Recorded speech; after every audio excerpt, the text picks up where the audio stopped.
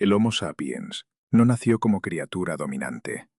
Durante millones de años fue simplemente otro animal más en los ecosistemas africanos, vulnerable a depredadores más grandes y más fuertes. Su transformación en la especie más peligrosa del planeta no fue instantánea ni inevitable, sino el resultado de cambios neurológicos específicos que ocurrieron durante un periodo de tiempo delimitado y verificable. El arma que convirtió a los humanos en depredadores supremos no fue la velocidad, ni la fuerza muscular, ni las garras o los dientes afilados. Fue el cerebro. Pero no el cerebro humano moderno en su forma final, sino la evolución de estructuras neurológicas específicas que permitieron una cosa muy concreta: la capacidad de planificar ataques coordinados contra presas que no podían ser cazadas individualmente. La historia del cerebro humano comienza no con el Homo sapiens, sino millones de años antes, con sus antepasados más remotos.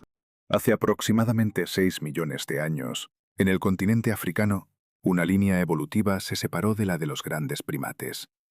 Los fósiles encontrados en lugares como Sahelanthropus chadensis, descubierto en 2002 en Chad por el paleontólogo francés Michel Brumet, muestran un cráneo que data de hace entre 6 y 7 millones de años.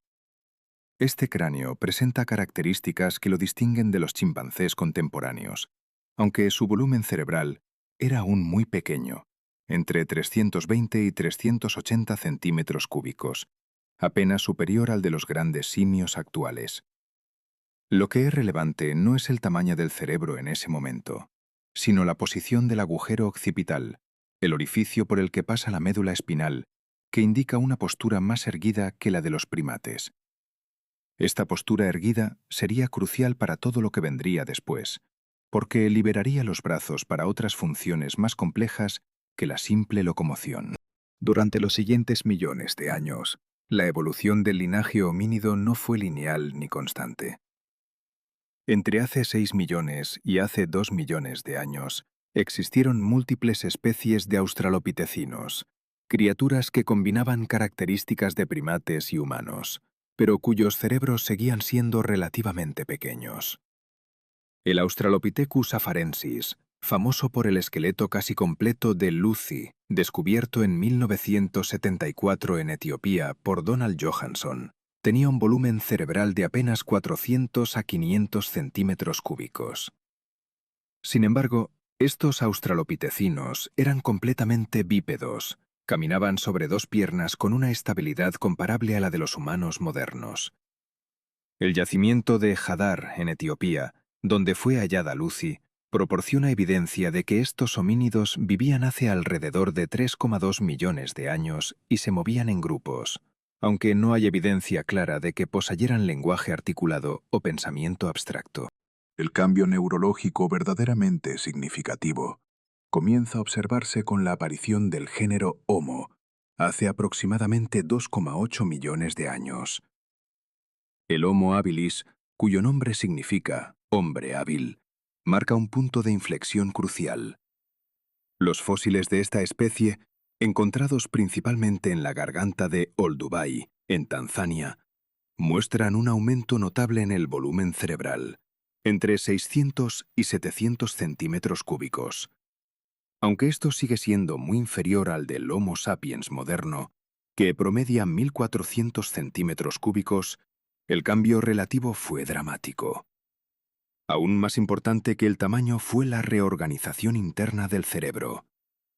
El lóbulo prefrontal, la región responsable del pensamiento abstracto, la planificación a largo plazo y el control de impulsos, comenzó a expandirse. Este cambio no fue producto del azar, sino de presiones selectivas muy específicas en el ambiente africano. La teoría más aceptada sobre qué condujo a este cambio neurológico radical se relaciona con cambios climáticos que ocurrieron en el continente africano hace aproximadamente 3 millones de años. Durante el Plioceno tardío, el clima africano se volvió más seco y errático. Las selvas tropicales se contrajeron, dando paso a sabanas más abiertas. Este cambio ambiental no fue catastrófico para los homínidos, sino que presentó nuevas oportunidades y nuevos desafíos. En las sabanas abiertas, los alimentos vegetales se volvieron más dispersos y menos predecibles. Los homínidos que podían recordar dónde crecían los árboles frutales en diferentes estaciones, que podían planificar expediciones para recolectar estos alimentos, tenían una ventaja de supervivencia. Igualmente importante, en las sabanas abiertas, los depredadores eran más visibles pero también más peligrosos. Los homínidos que podían coordinar defensas grupales contra leones, hienas y otros grandes felinos tenían mayores posibilidades de reproducirse. Pero la verdadera revolución neurológica no fue simplemente una cuestión de tamaño cerebral aumentado. Las excavaciones en la garganta de Olduvai, realizadas durante décadas por el matrimonio de Louis y Mary Leakey y posteriormente por sus colegas, revelaron algo más importante: herramientas. Hace aproximadamente 2,6 millones de años, el Homo habilis comenzó a fabricar herramientas de piedra. No eran herramientas complejas por los estándares modernos, pero representaban algo fundamental: la capacidad de concebir en la mente una herramienta que no existía en la naturaleza y luego crearla mediante una secuencia planificada de acciones. Esto requería una nueva forma de pensamiento. El cerebro debía ser capaz de imaginar un resultado futuro, retener esa imagen mental y luego ejecutar una serie de golpes precisos contra una piedra para crear un borde afilado que cumpliera con esa visión mental previa. Los primeros artefactos de piedra del Homo habilis son extremadamente primitivos, piedras golpeadas para obtener un borde afilado. Pero los análisis microscópicos de estas piedras, realizados por arqueólogos como Nicholas Todd y Kathy Schick en la década de 1980 mediante experimentación replicativa, demostraron que su creación requería una intención específica y una secuencia de pasos bien definidos. No eran productos del azar. Las marcas de utilización en estos artefactos indican que se empleaban para procesar carne y hueso. Esto sugiere que hace 2,6 millones de años, el Homo habilis ya estaba cazando o carroñeando carne de animales grandes. El procesamiento de carne requería herramientas afiladas, y la posesión de herramientas afiladas permitía acceso a más calorías y más proteína que lo que podía obtenerse mediante la simple recolección de plantas. El cambio en la dieta es crucial para entender la evolución del cerebro humano. Un cerebro más grande requiere más energía. El cerebro humano moderno consume aproximadamente el 20% de la energía total del cuerpo, a pesar de representar solo el 2% del peso corporal. Para que un homínido con un cerebro más grande pudiera sobrevivir, necesitaba acceso a más calorías. La carne proporciona significativamente más calorías por gramo que las plantas. Cuando el Homo habilis comenzó a obtener una porción mayor de sus calorías de la carne, su cuerpo pudo invertir más recursos en el cerebro. Pero la carne no estaba fácilmente disponible. Los grandes mamíferos africanos eran cazados por felinos dientes de sable, leones y otros depredadores especializados. El Homo habilis no tenía la fuerza ni la velocidad para competir con estos depredadores. Entonces, ¿cómo obtenía carne? La respuesta más probable, basada en evidencia de yacimientos arqueológicos como el sitio de Kobi Fora en Kenia, datado hace 1,9 millones de años, es que el Homo habilis era principalmente carroñero. Cuando los grandes depredadores mataban una presa, el Homo habilis esperaba a que estos depredadores se saciaran y abandonaran la carcasa. Luego, con sus herramientas afiladas de piedra, podía procesar rápidamente los huesos para acceder a la médula ósea, una fuente extremadamente concentrada de lípidos y proteína. Los análisis de patrones de marcas en huesos fósiles, realizados por paleontólogos como Lewis Binford y Pat Shipman, muestran que las marcas de herramientas de piedra frecuentemente superponen las marcas de dientes de depredadores, indicando que los homínidos procesaban los huesos después de que el depredador ya había consumido la mayor parte del tejido muscular.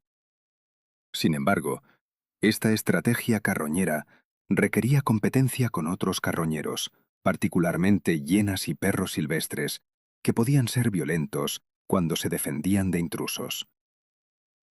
La transición de la carroña a la caza activa fue gradual pero significativa. Alrededor de hace 1,8 a 1,5 millones de años, aparece el Homo erectus, una especie que representa otro escalón en la evolución neurológica. El Homo erectus poseía un volumen cerebral de entre 800 y 1000 centímetros cúbicos, representando un aumento del 30 a 40% en relación al Homo habilis. Fósiles de Homo erectus se han encontrado no solo en África, sino también en Asia, evidencia de que esta especie fue la primera en emigrar fuera del continente africano.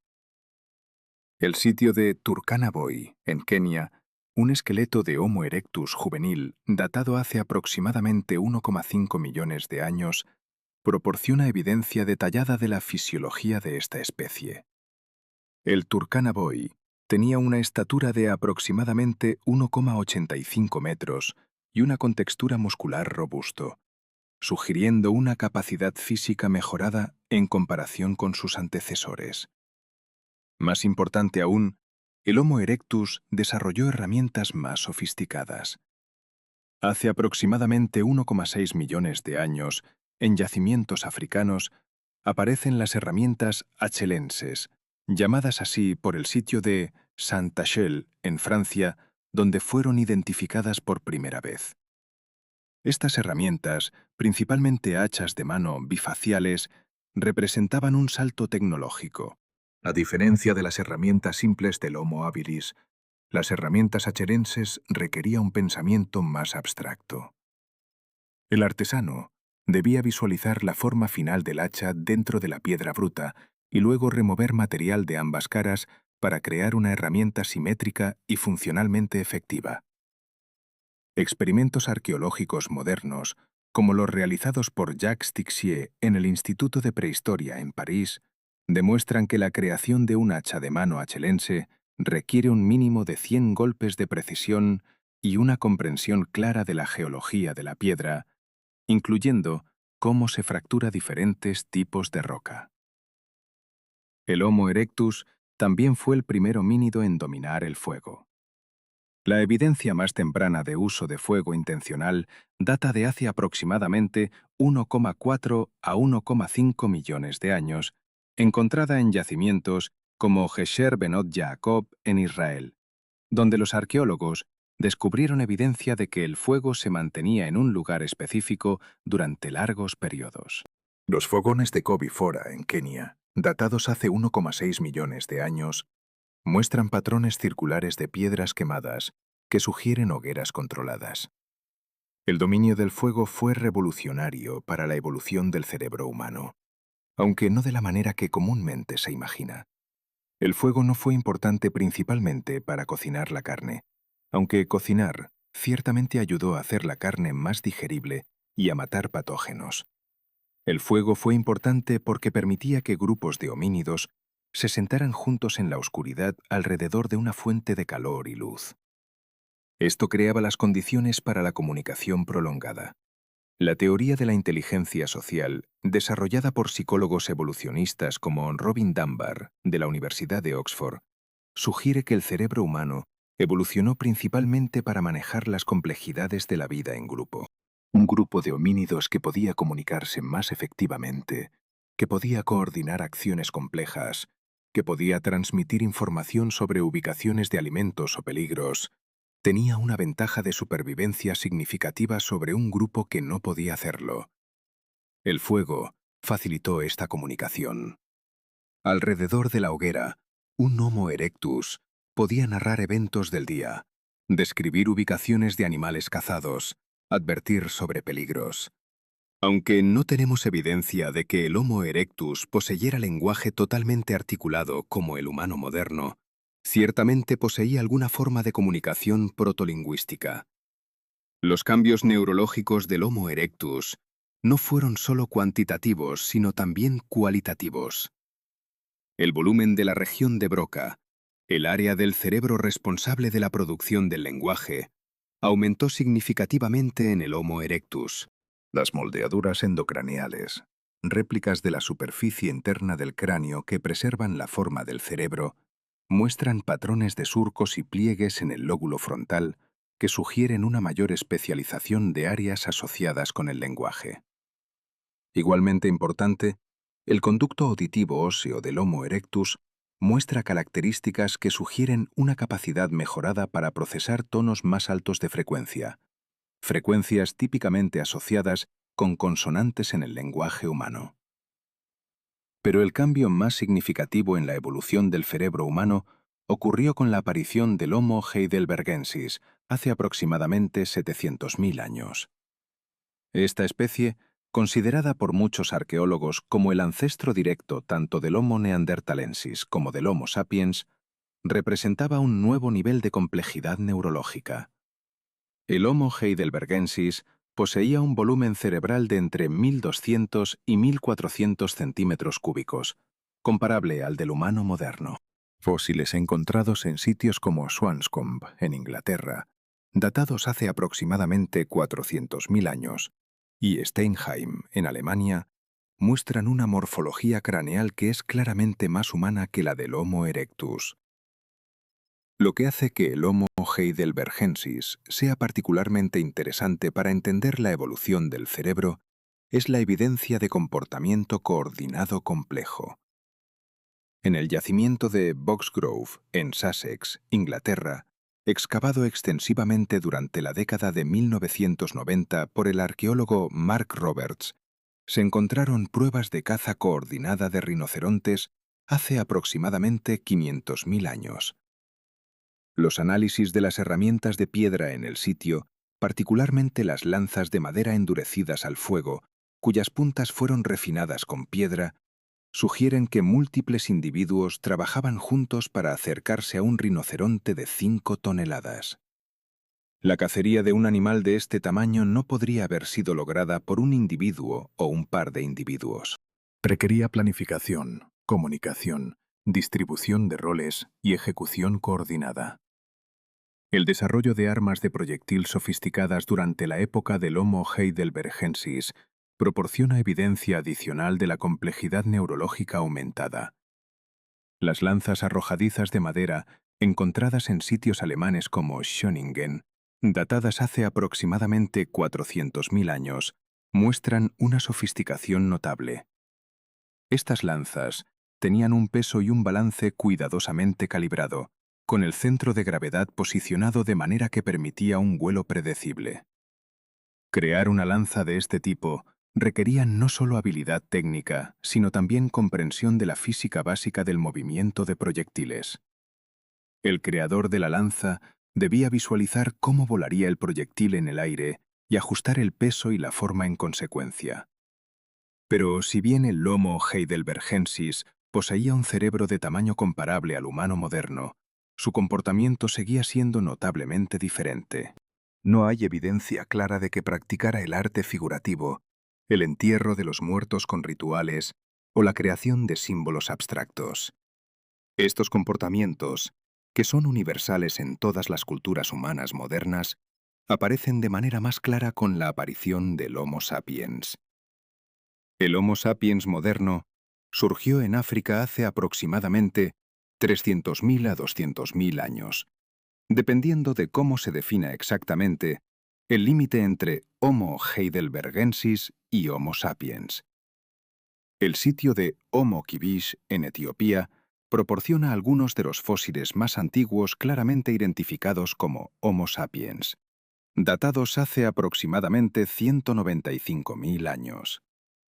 Sin embargo, la evidencia más clara de un cambio comportamental ocurre más tarde, alrededor de hace 100.000 a 70.000 años, en un período que arqueólogos llaman la Gran Explosión o explosión creativa.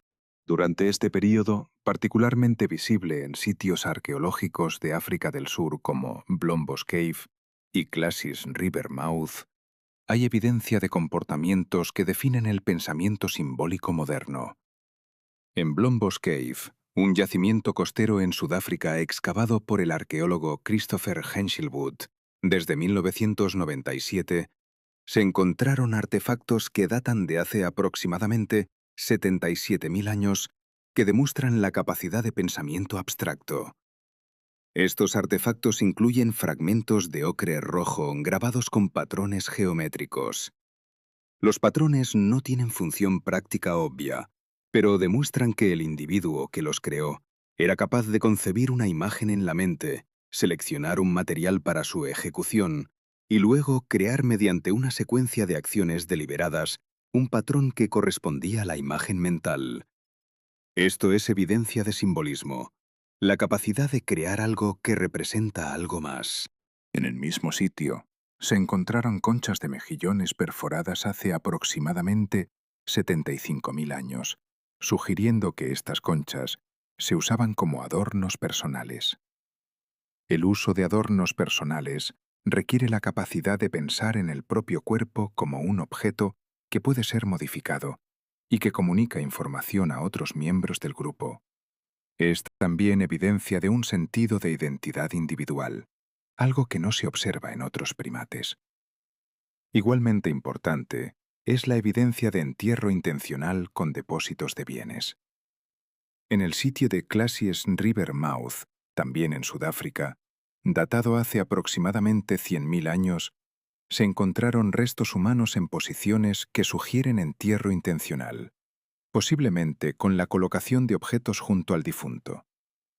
Aunque el entierro ritual es mucho más evidente en los neandertales europeos, estos hallazgos en África sugieren que el Homo sapiens también desarrolló comportamientos rituales relacionados con la muerte. Pero el cambio neurológico que hizo al Homo sapiens verdaderamente diferente de todas las otras especies fue una cosa muy específica: la capacidad de crear narrativas complejas. Una narrativa no es simplemente una comunicación de hechos. Una narrativa es una secuencia de eventos conectados causalmente, frecuentemente con elementos ficticios o imaginarios. La capacidad de crear y comprender narrativas requiere la capacidad de imaginar mundos que no existen, de entender las motivaciones internas de otros individuos y de proyectar consecuencias hipotéticas de diferentes acciones. Esta capacidad narrativa tiene raíces evolutivas profundas. Para cazar efectivamente, un Homo sapiens necesitaba no solo entender el comportamiento observable de un animal, sino también imaginar lo que el animal podría hacer a continuación. Necesitaba crear mentalmente diferentes escenarios de cacería y seleccionar la estrategia más probable de ser efectiva. Esta capacidad de modelado mental, la capacidad de simular diferentes futuros posibles dentro de la mente, es en esencia lo que es una narrativa. Las implicaciones de esta capacidad narrativa para la caza fueron revolucionarias. Un grupo de Homo sapiens podía reunirse antes de una cacería y narrar el evento antes de que ocurriera. Un cazador podía decir: «Mañana iremos al río donde vimos antílopes. 2 de nosotros nos acercaremos desde el este, 2 desde el oeste. Cuando los antílopes intenten escapar hacia el sur, estaremos esperando con lanzas. Si algunos escapan hacia el norte, los seguiremos a caballo». Esta narrativa pre-cacería permitía coordinar acciones de una manera que ninguna otra especie podía lograr. Requería que todos los participantes visualizaran la misma secuencia de eventos y comprendieran su papel dentro de esa secuencia. El cambio en las herramientas de caza durante el período del Homo sapiens temprano refleja esta capacidad narrativa aumentada. Alrededor de hace 100.000 años, comienzan a aparecer puntas de proyectil más especializadas. En sitios africanos como el Abri-Pato en Francia, aunque este sitio es europeo, las capas datadas hace aproximadamente 100.000 años muestran puntas de piedra diseñadas específicamente para ser atadas a lanzas. Estas puntas requieren una comprensión de la física de la penetración y el trauma. El creador de la punta necesitaba entender que una punta afilada penetra carne más fácilmente que una punta roma, y que la forma de la punta afecta la profundidad de penetración. Alrededor de hace 70.000 años, el Homo sapiens comenzó a emigrar desde África hacia Eurasia. Los hallazgos genéticos Particularmente el análisis del ADN mitocondrial y el cromosoma Y sugieren que todos los humanos no africanos modernos descienden de una o unas pocas poblaciones pequeñas que abandonaron África durante este periodo. El sitio de Oase, en Rumania, proporciona evidencia de presencia humana moderna en Europa hace aproximadamente 45.000 años. Poco después, alrededor de hace 40.000 años, el Homo sapiens aparece en Australia, evidencia de que ya dominaba la navegación en aguas abiertas. Cuando el Homo sapiens llegó a Europa, encontró al Homo neanderthalensis, una especie que había vivido en Europa durante más de 200.000 años. El Homo neanderthalensis poseía un cerebro de tamaño comparable o incluso ligeramente mayor que el del Homo sapiens moderno, con un volumen cerebral promedio de entre 1.400 y 1.500 centímetros cúbicos. Los neandertales eran cazadores formidables, adaptados específicamente a los climas fríos de la Europa glacial. Poseían herramientas sofisticadas, particularmente puntas de piedra conocidas como puntas de Levallois, que requerían técnicas de manufactura muy complejas. Hay evidencia de que los neandertales cuidaban a sus miembros heridos, sugiriendo algún grado de compasión o al menos reconocimiento de la obligación social. Sin embargo, el Homo neanderthalensis fue completamente reemplazado por el Homo sapiens en cuestión de unos pocos miles de años. El último sitio de ocupación neandertal claramente datado es la cueva de Vindija, en Croacia, con fechas de aproximadamente 30.000 años atrás. En el mismo período, el Homo sapiens estaba expandiendo su presencia por toda Europa. ¿Por qué el Homo sapiens, a pesar de no poseer un cerebro más grande, fue capaz de reemplazar completamente al Homo neanderthalensis? La respuesta radica en la naturaleza diferente del pensamiento. El Homo neanderthalensis era un pensador concreto. Su comportamiento y sus herramientas eran el resultado de una acumulación de conocimiento práctico adquirido a través de la experiencia directa. Cuando un neandertal creaba una herramienta, estaba replicando un patrón conocido que funcionaba.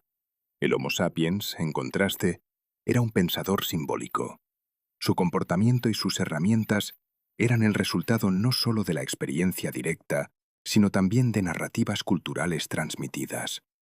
Un Homo sapiens podía aprender a crear una herramienta particular, escuchando a un maestro narrar los pasos del proceso, visualizando el resultado final y luego ejecutando las acciones necesarias. Más importante aún, el Homo sapiens era capaz de innovación teórica. Cuando una herramienta no funcionaba bien, un neandertal probablemente simplemente abandonaba esa línea de desarrollo. Un Homo sapiens, en cambio, podía preguntarse, ¿y si probamos esto de una manera diferente? Y luego experimentar con nuevas formas. Esta capacidad de innovación a través del pensamiento experimental, en lugar de solo a través de la prueba y error práctica, permitía que el Homo sapiens acumulara ventajas tecnológicas a una tasa mucho más rápida que el neandertal. La evidencia arqueológica refleja esta diferencia. Hace 40.000 años, cuando el Homo sapiens dominaba Europa, las herramientas de piedra mostraban una diversidad y especialización sin precedentes.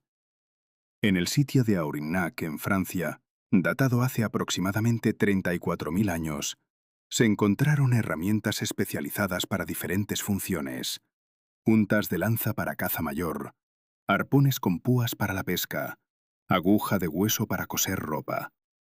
Cada una de estas herramientas representa una solución especializada a un problema específico.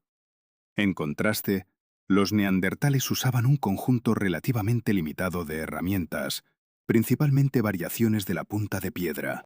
El Homo sapiens también desarrolló herramientas de hueso y marfil, materiales que requieren técnicas de manufactura más especializadas que la piedra. La trabajación del hueso requiere una comprensión de la estructura del material. El hueso es frágil en ciertas direcciones, pero resistente en otras.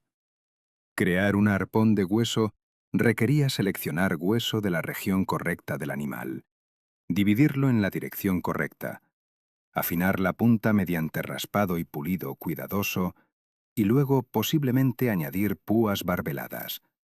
Todo esto requiere no solo habilidad técnica, sino también una teoría del material, una comprensión de cómo el hueso se comporta bajo estrés. Alrededor de hace 40.000 años, aparece la evidencia de arte figurativo. Las cuevas de Chauvet, Grotte de l'Humanité y Grotte de Trois Frères en Francia, así como la cueva de El Castillo en España, contienen pinturas de animales que datan de este periodo. La pintura de animales en las cuevas representa un nivel extraordinario de pensamiento simbólico. Para pintar un animal realista, el artista debe observar el animal vivo, retener una imagen mental de él y luego traducir esa imagen mental en movimientos coordinados de la mano que depositan pigmento en la pared de la cueva. Esto requiere una teoría de representación, la comprensión de que una imagen en la roca puede quote 6 el animal en un sentido simbólico. Más importante aún, las pinturas de cuevas sugieren que el arte no era simplemente un registro de observación, sino también parte de un sistema de significado ritual o simbólico. Muchas de las pinturas de cuevas están en cámaras interiores profundas, lejos de las entradas, sitios donde la vida doméstica cotidiana no ocurría. El esfuerzo de ir profundamente a la cueva, frecuentemente a través de pasajes estrechos y peligrosos, con antorchas hechas de hueso y tuétano de animal, y luego pintar animales en las paredes, sugiere un propósito ritual. Posiblemente los cazadores entraban a estas cuevas antes de una cacería, para invocar la presencia espiritual de los animales que cazaban, para imaginar vivamente la cacería futura. Esta capacidad de crear significado ritual es crucial para entender cómo el Homo sapiens pudo dominar el planeta. A través de rituales y narrativas, el Homo sapiens pudo crear sistemas de creencias compartidas que mantenían la cohesión social. Un grupo de Neandertal era mantenido unido principalmente por vínculos de parentesco y la necesidad práctica de cooperar en la caza.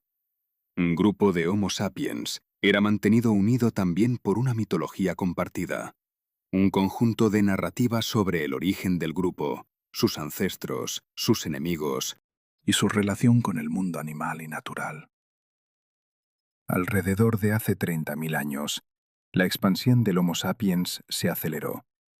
El Homo sapiens penetró en Asia Central y llegó a América del Norte hace aproximadamente 15.000 a 20.000 años, aunque el debate sobre la fecha exacta continúa entre los arqueólogos.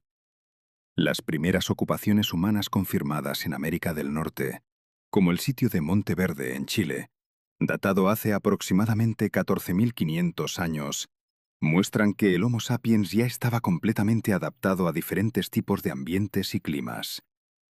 El cambio neurológico del Homo sapiens no fue un cambio en el tamaño absoluto del cerebro, que era comparable o incluso ligeramente más pequeño que el del Homo neanderthalensis. Fue un cambio en la organización del cerebro, particularmente la expansión relativa de la corteza prefrontal y la aumentada capacidad de integración entre diferentes regiones del cerebro. Las tecnologías de neuroimagen moderna, como la resonancia magnética funcional, han mostrado que el cerebro del Homo sapiens moderno posee una capacidad extraordinaria de integración entre regiones cerebrales distantes. Mientras que el cerebro de otros primates es más modular, con funciones más claramente separadas en regiones específicas, el cerebro del Homo sapiens opera como un sistema altamente integrado. Información de la región visual se integra rápidamente con información de la región del lenguaje, con información de la memoria y con información de las regiones emocionales.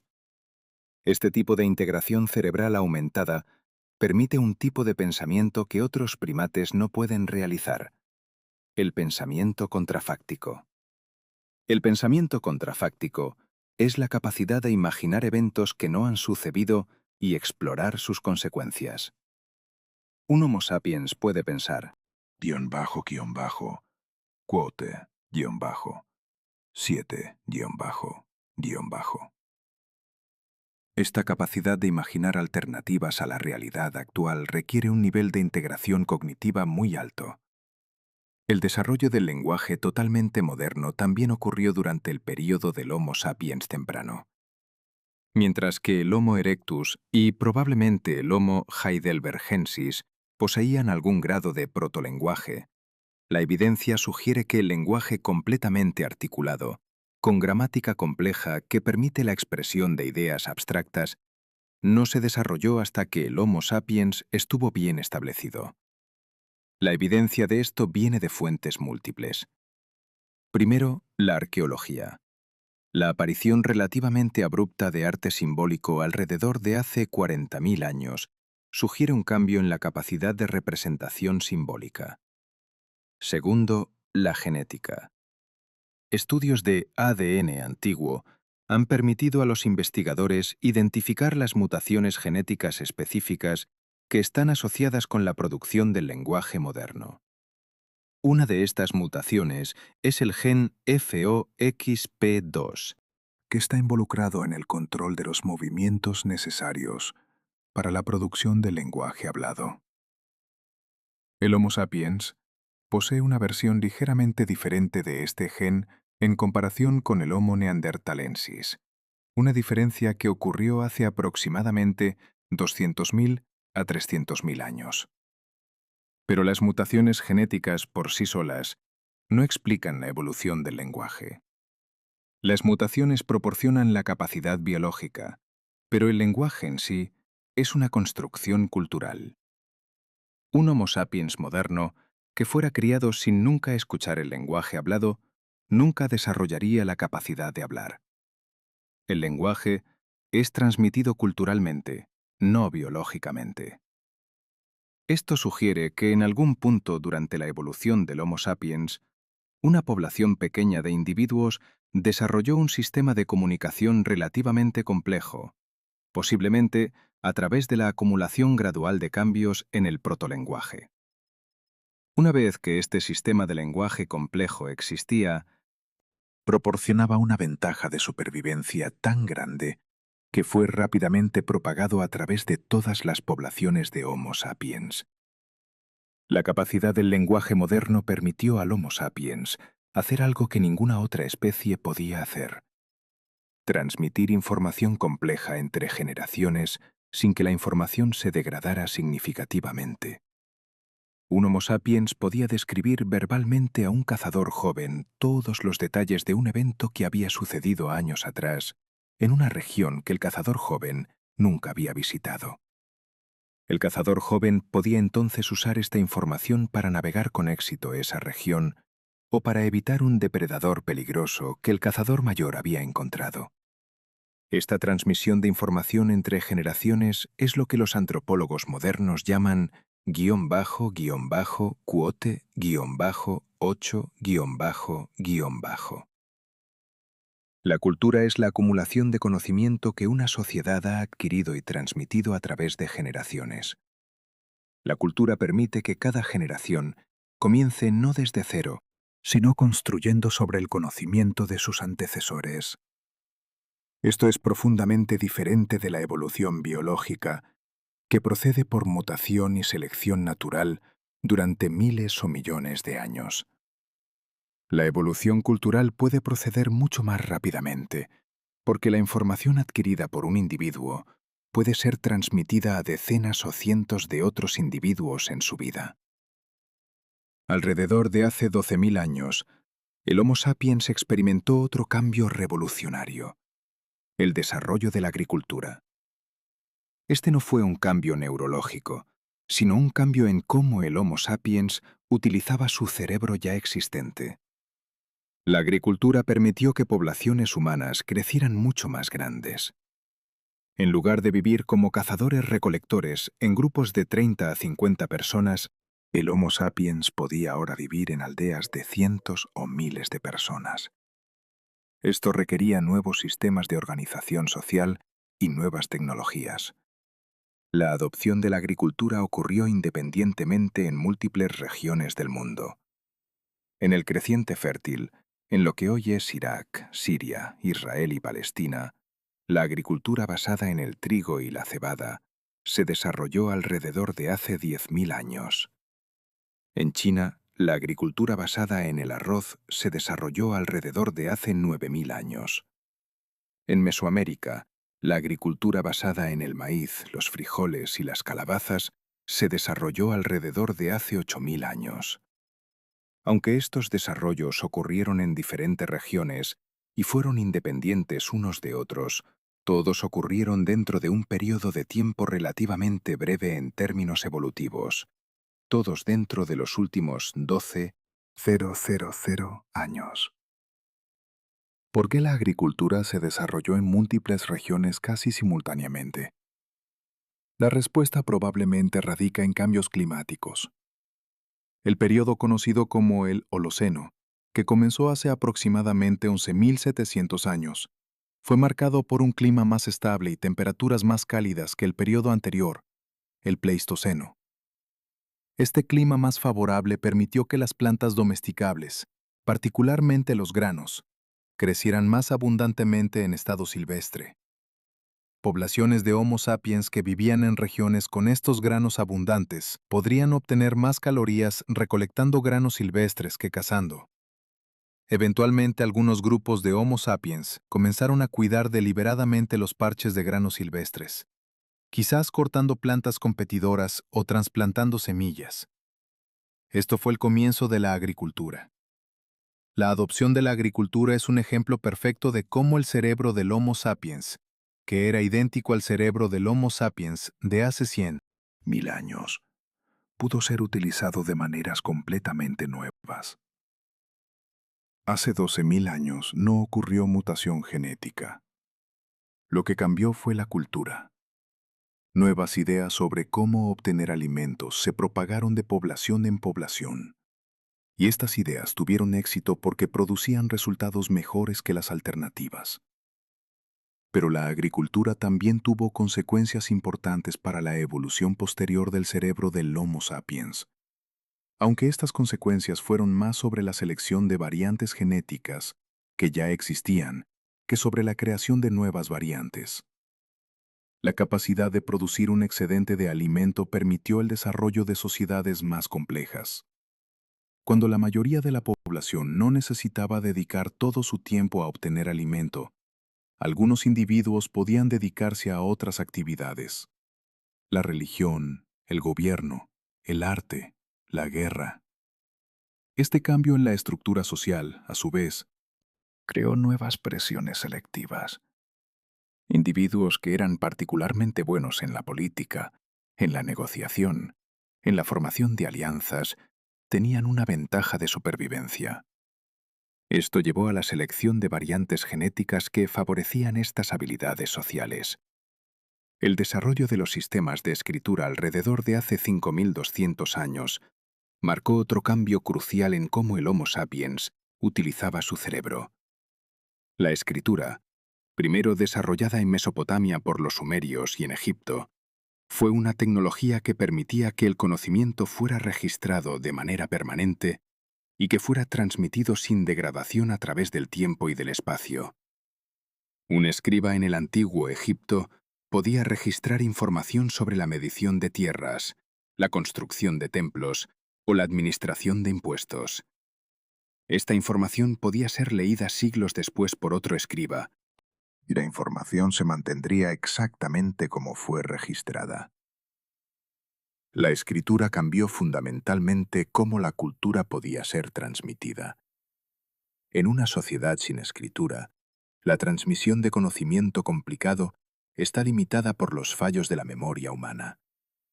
Cada persona solo puede memorizar una cantidad limitada de información. La información compleja debe ser simplificada para que pueda ser memorizada y transmitida. Con la escritura, toda la complejidad puede ser preservada. Un tratado matemático complejo, una narración histórica detallada, un conjunto de leyes complicadas, todos pueden ser registrados y preservados sin simplificación. Pero el cambio más fundamental en la capacidad cognitiva del Homo sapiens probablemente ocurrió hace solo unos pocos siglos, con el desarrollo del método científico.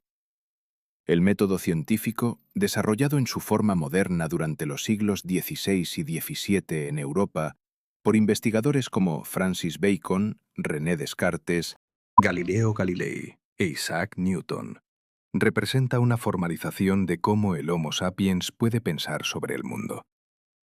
El método científico requiere que las ideas sean sometidas a prueba experimental, que las hipótesis sean explícitamente formuladas y luego probadas. Esto es un ejemplo extremo de la capacidad de pensamiento contrafáctico del Homo sapiens.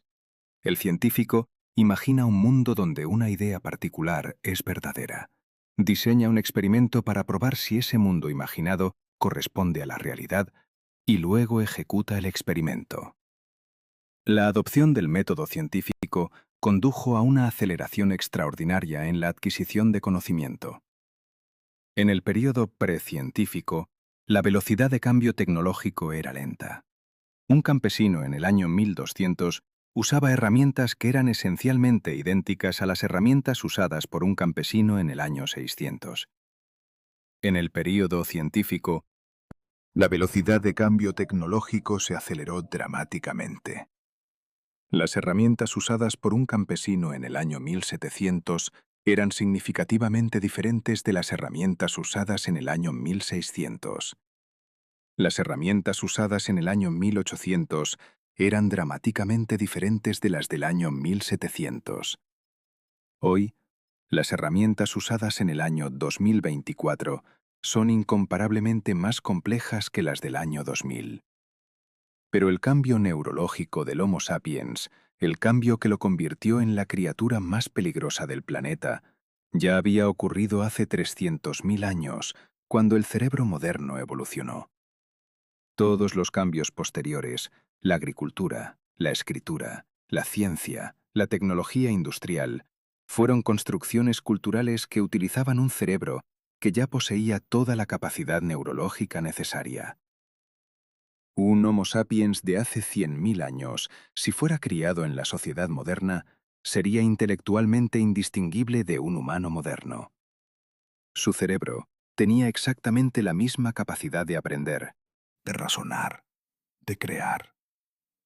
Entonces, ¿qué fue exactamente el cambio neurológico que hizo al Homo sapiens único? Fue la evolución de un sistema integrado de áreas cerebrales que permitía un tipo de pensamiento que ninguna otra especie podía realizar. Fue el desarrollo de una capacidad extraordinaria de integración entre diferentes regiones del cerebro, permitiendo que información de múltiples fuentes fuera combinada de maneras novedosas. Fue la evolución de la capacidad de crear y manipular símbolos abstractos. Fue la capacidad de imaginar mundos que no existen y explorar sus propiedades a través del pensamiento puro. Pero más fundamental que cualquiera de estas cosas, fue la capacidad de crear narrativas. Una narrativa es una construcción mental que conecta eventos en una secuencia causal, frecuentemente incluyendo elementos imaginarios.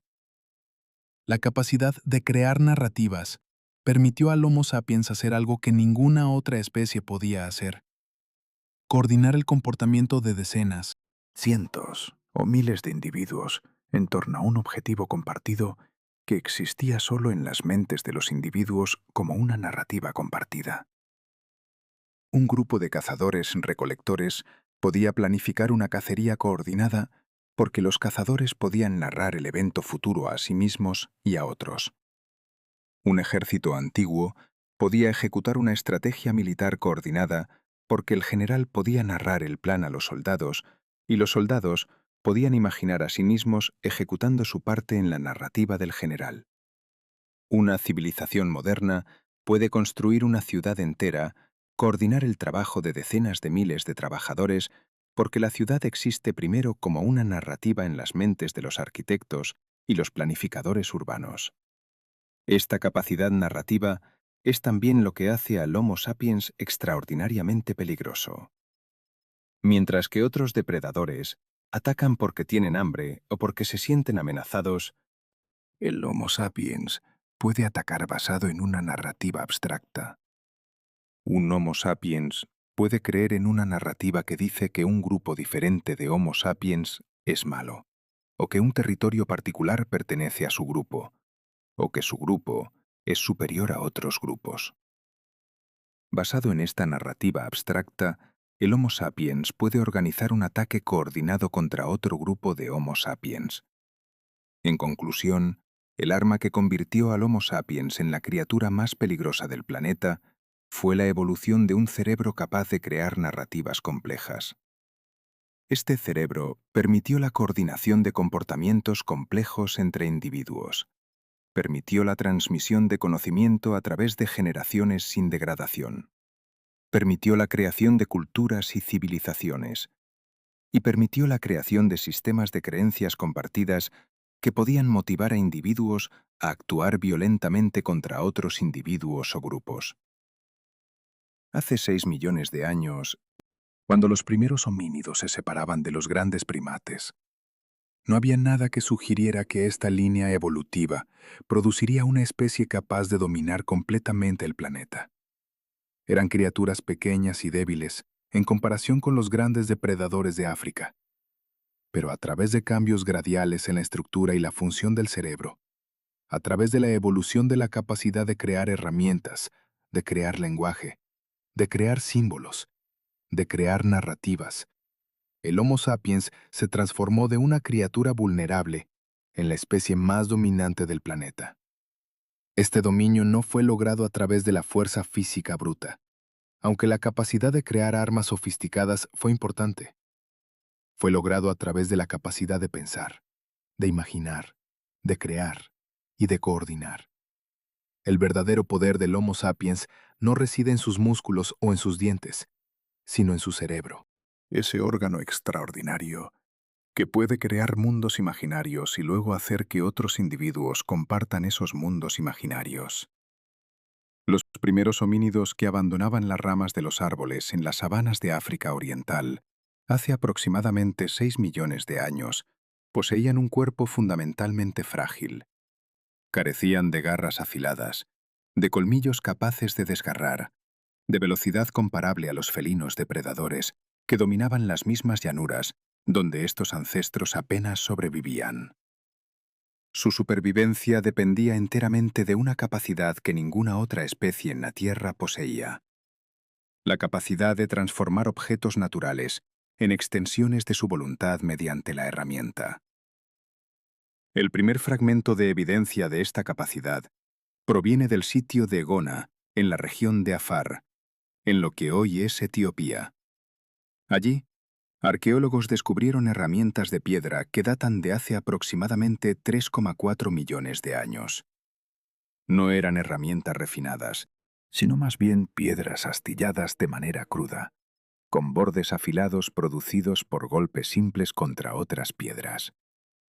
Estos implementos de piedra volcánica, probablemente del tipo basalto, fueron utilizados para cortar y desgarrar carne, para acceder a la médula ósea de animales muertos.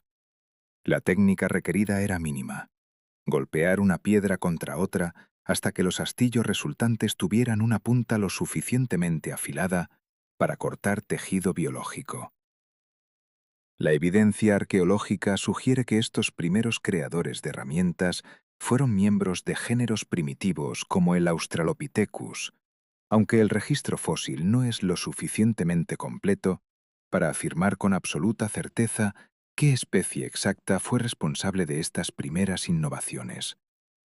Lo que sí puede afirmarse es que hace 3,4 millones de años, en una localidad específica del Cuerno de África, algunos homínidos habían cruzado un umbral cognitivo crucial. Habían entendido que un objeto inanimado podía ser modificado para servir un propósito que no era su propósito natural. Habían entendido que la realidad material era maleable, que podía ser transformada según la voluntad del transformador. Durante más de 1 millón de años, estas herramientas de piedra cambiaron muy poco. Las excavaciones realizadas en sitios como Olduvai Gorge, en Tanzania, un cañón profundo formado por la erosión del río Olduvai durante millones de años, revelan capas geológicas que contienen herramientas prácticamente idénticas separadas por más de 500.000 años de tiempo geológico. Olduvai Gorge se extiende aproximadamente 48 kilómetros de largo y desciende a profundidades de hasta 100 metros. Las paredes de este cañón funcionan como un libro de piedra. Cada capa corresponde a un periodo específico, y los paleontólogos pueden leer en estas capas la historia de la innovación tecnológica humana. Lo que descubrieron fue una historia que se movía con una lentitud glacial. La estabilidad tecnológica de hace 2 millones a 1 millón de años probablemente reflejaba tanto el estado del cerebro homínida como la naturaleza de la transmisión de conocimiento. Aunque estos ancestros poseían una capacidad mejorada de fabricar herramientas en comparación con los primeros creadores de Gona, su capacidad para innovar, para experimentar, para imaginar nuevas formas de hacer las cosas, seguía siendo extremadamente limitada. El aprendizaje era imitación directa, generación tras generación reproduciendo los mismos movimientos, los mismos ángulos de golpe, las mismas técnicas sin variación significativa. Una innovación que mejorara marginalmente el proceso podía tomar decenas de miles de años en propagarse a través de una población dispersa. En algún momento entre 1,5 y 1,4 millones de años atrás, probablemente en los territorios de lo que hoy es Kenia o Tanzania, fue desarrollada una innovación de importancia revolucionaria: la bifase, o hacha de mano. Este implemento representa una transformación cualitativa en la relación entre el homínido y su herramienta. Mientras que las herramientas de Olduvai eran principalmente astillos de piedra con un filo afilado, la bifase era un objeto tallado deliberadamente en ambas caras para crear una herramienta con una simetría casi perfecta, con un mango que podía ser empuñado cómodamente y un borde que podía cortar, raspar o golpear con mucha mayor eficacia. Los ejemplares más refinados de bifaz miden aproximadamente 25 centímetros de largo y pesaban entre 1 y 2 kilogramos. La manufactura de una bifase requería una planificación mental que las herramientas anteriores no demandaban. No era suficiente con astillar una piedra y usar el resultado. Era necesario visualizar la forma final antes de comenzar el trabajo. Necesario comprender cómo la piedra se fracturaba. Necesario calcular los ángulos de golpe para lograr la forma deseada. Los arqueólogos que estudian la cognición a través de la tecnología, utilizando un enfoque que algunos llamaban quote, 9, han demostrado que la creación de una bíface de alta calidad requiere un entrenamiento extenso, probablemente de varios años. No era una tarea que un joven homínido pudiera aprender simplemente observando a su madre o su padre durante unos pocos meses. Requería instrucción deliberada, enseñanza activa.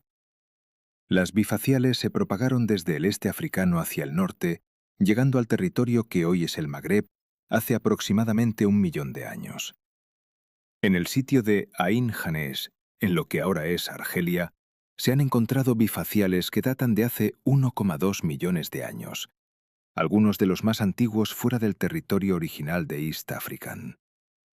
Estos hallazgos demuestran una dispersión geográfica de tecnología que sugiere contacto, transmisión de conocimiento, quizás incluso migración de poblaciones que llevaban consigo no solo sus genes, sino sus técnicas, sus formas de hacer las cosas.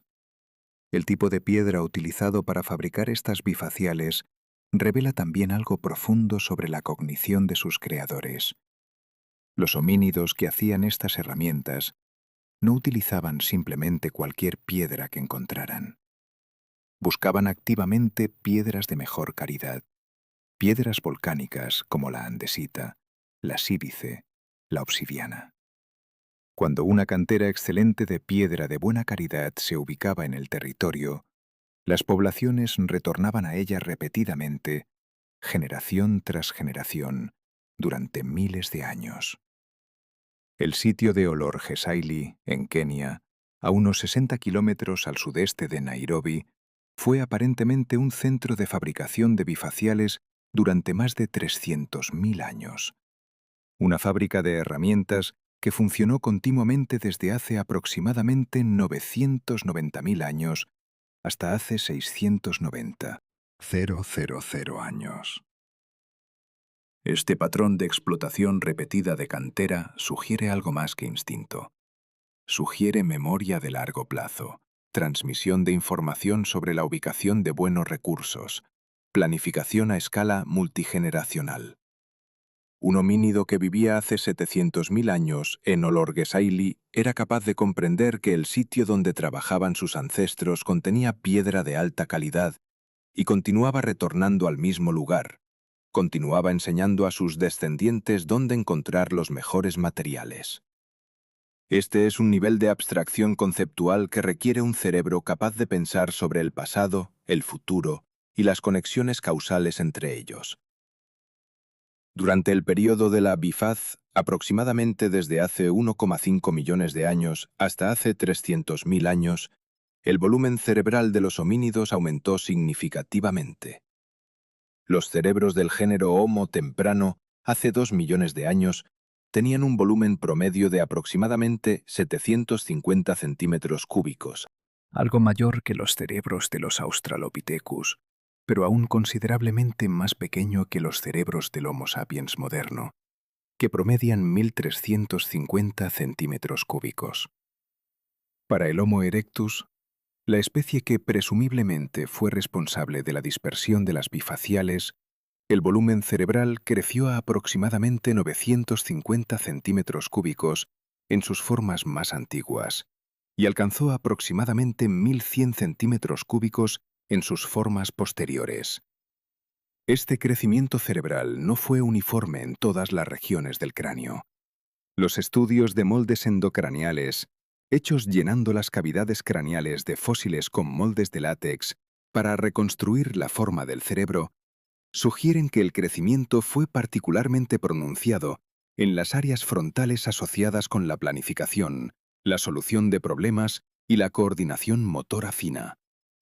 Las áreas asociadas con el lenguaje también mostraron expansión, aunque los paleontólogos que estudian la anatomía del aparato vocal en esqueletos fósiles no encontraron evidencia de que el Homo erectus fuera capaz de producir el rango completo de sonidos del lenguaje humano moderno.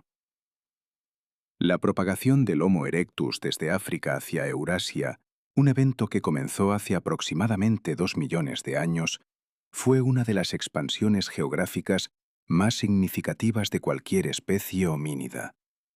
Los fósiles de Homo erectus han sido encontrados en Java, en Indonesia, datados entre 1,8 y 1,6 millones de años atrás, lo que los convierte en algunos de los restos más antiguos de esta especie fuera de África. Estos fósiles, descubiertos inicialmente por Eugène Dubois en 1891, incluyen el espécimen conocido como _quote_10_, aunque el nombre científico más preciso es Homo erectus. El descubrimiento de Dubois fue revolucionario porque proporcionó la primera evidencia fósil de una criatura que estaba claramente en algún punto intermedio entre los simios y los humanos modernos. Los registros arqueológicos de los sitios de Homo erectus en Java muestran que estos ancestros no llevaban herramientas bifaciales sofisticadas. En cambio, utilizaban herramientas de piedra más simples y también implementos de hueso. Esta diferencia geográfica en la tecnología sugiere que el Homo erectus que se dispersó hacia el este adoptó un conjunto diferente de técnicas adaptadas a los ambientes específicos que encontraban, o que simplemente desarrolló estas técnicas de manera independiente.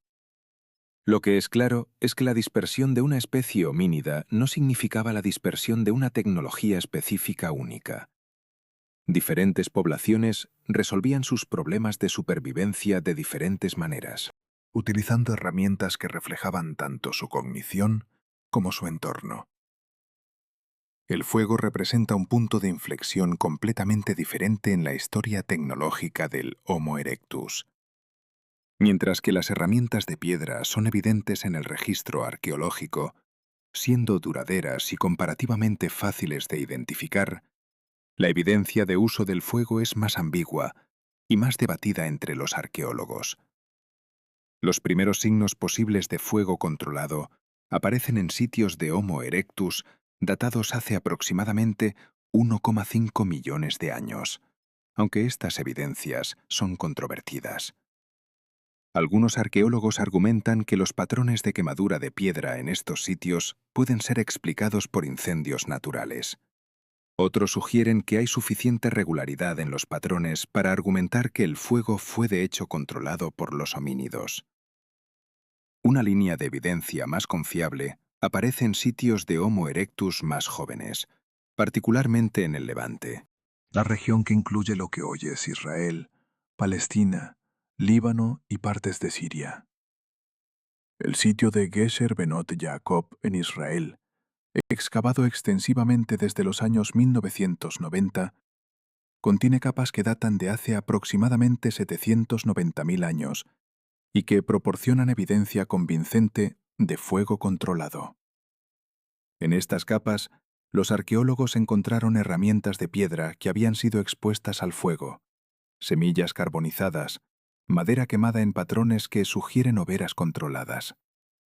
La distribución de los materiales quemados alrededor de lo que parece ser un hogar central sugiere que los homínidos no solo estaban usando fuego, sino que estaban congregándose alrededor de él, quizás usando el fuego como un punto focal para actividades sociales.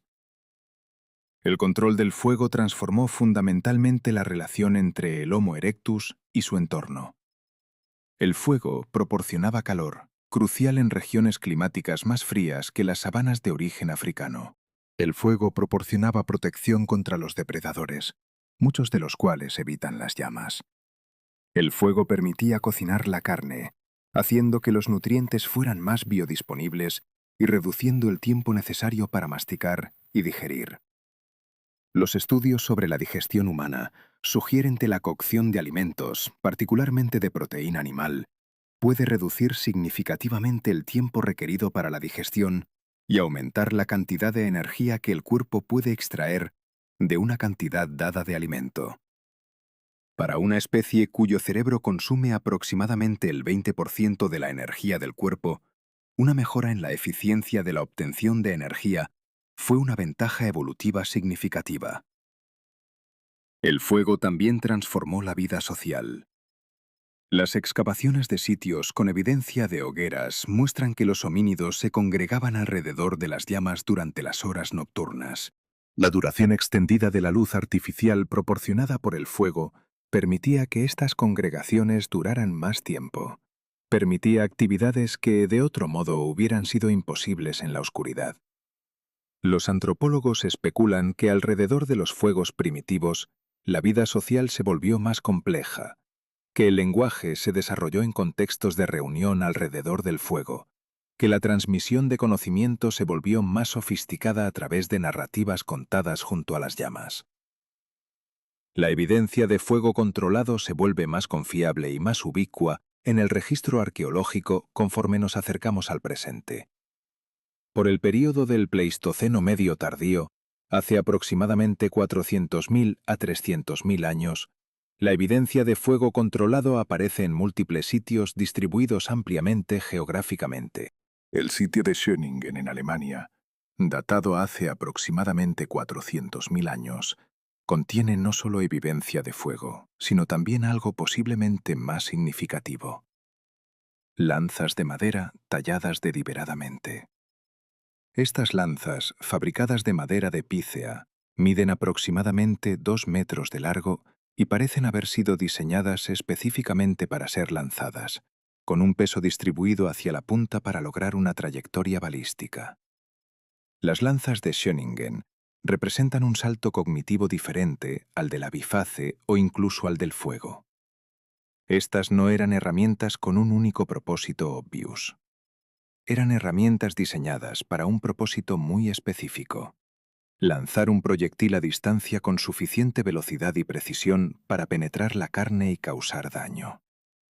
Para diseñar un instrumento así, sus creadores tuvieron que pensar en las leyes físicas del movimiento proyectil. Tuvieron que comprender conceptos como el equilibrio, el peso, la distribución de masa. Tuvieron que experimentar, quizás fracasar muchas veces, antes de desarrollar un diseño que funcionara efectivamente. Los análisis biomecánicos de las lanzas de Schöningen sugieren que el gasto de energía requerido para lanzarlas era aproximadamente 6 veces mayor que el gasto de energía para lanzar una piedra. Sin embargo, la penetración y el daño causados también eran significativamente mayores. Las lanzas parecen haber sido eficaces contra animales grandes, posiblemente caballos o venados. El registro arqueológico en Schöningen contiene restos de estos animales, aunque la conexión directa entre los huesos de animal y las lanzas no es completamente indiscutible. Lo que sí es claro es que la fabricación de lanzas requería una comprensión de los principios de diseño que va mucho más allá de lo que las bifaciales simples requerían. En el sitio de Clacton-on-Sea, en Inglaterra, datado hace aproximadamente 400.000 años, fueron encontradas hachas de madera con mango, implementos donde la cabeza de piedra estaba unida a un mango de madera mediante un proceso de encajamiento o posiblemente con adhesivos primitivos. La unión de dos materiales diferentes para crear una herramienta compuesta representa otro tipo de innovación tecnológica. La herramienta ahora consistía de múltiples partes trabajando juntas hacia un propósito común. La piedra proporcionaba la dureza y la punta afilada. La madera proporcionaba la flexibilidad y la capacidad de ser empuñada sin lastimar la mano del usuario. El concepto de la herramienta compuesta, de múltiples componentes integrados, fue un desarrollo tecnológico tan importante como cualquier innovación anterior. Durante este período, hace aproximadamente 400.000 a 200.000 años, los volúmenes cerebrales siguieron aumentando.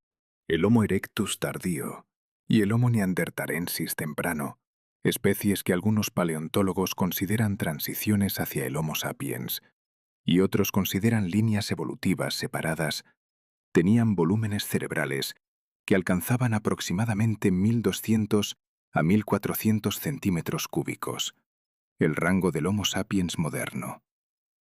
Sin embargo, la forma del cráneo era diferente, con características que algunos investigadores interpretan como indicando diferentes capacidades cognitivas, o al menos diferentes tipos de cognición.